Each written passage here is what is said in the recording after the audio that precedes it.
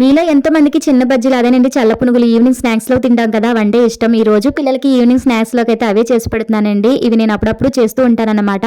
So మనకి street స్టైల్లోని ఈ taste రావాలి అంటే గంటల తరబడి పిండి ఏమి పులవనవసరం లేదండి. జస్ట్ ఒక పావు గంట సేపు పులవబెట్టినా కూడా వచ్చేస్తాయి. అప్పటికప్పుడు పిండి కలుపుకొని వేసుకున్నా సరే గుల్లగా టేస్టీగానే వస్తాయండి.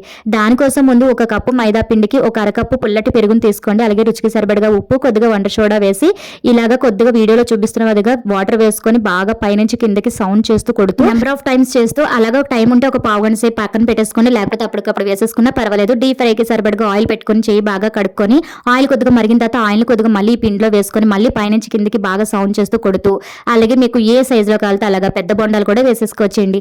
ఇక్కడ నేనైతే ఈవినింగ్ స్నాక్స్ లో కదా ఇలా చిన్న బజ్జీలాగా వేసినాను. చూసారు కదా పైకి ఎలా తేలిపోతున్నాయో గుల్లగా. ఇది నేను 5 నిమిషాలు అంటే 5 నిమిషాలు మాత్రమే పక్కన పెట్టానండి. ఆయిల్ డీప్ ఫ్రై అయ్యేంత వరకు మాత్రమే పక్కన పెట్టాను. బట్ చూసారు కదా ఎలా వచ్చినాయో పునుగులు చాలా టేస్టీగా ఉన్నాయండి యమ్మీగా. వీటితో ఆనియన్స్ వేసుకొని చట్నీలో ముంచుకొని తింటే ఆహా. వీడియో నచ్చిందా లైక్ చేసి కొంచెం ఛానల్ని సబ్స్క్రైబ్ చేసుకోండి అబ్బా ప్లీజ్.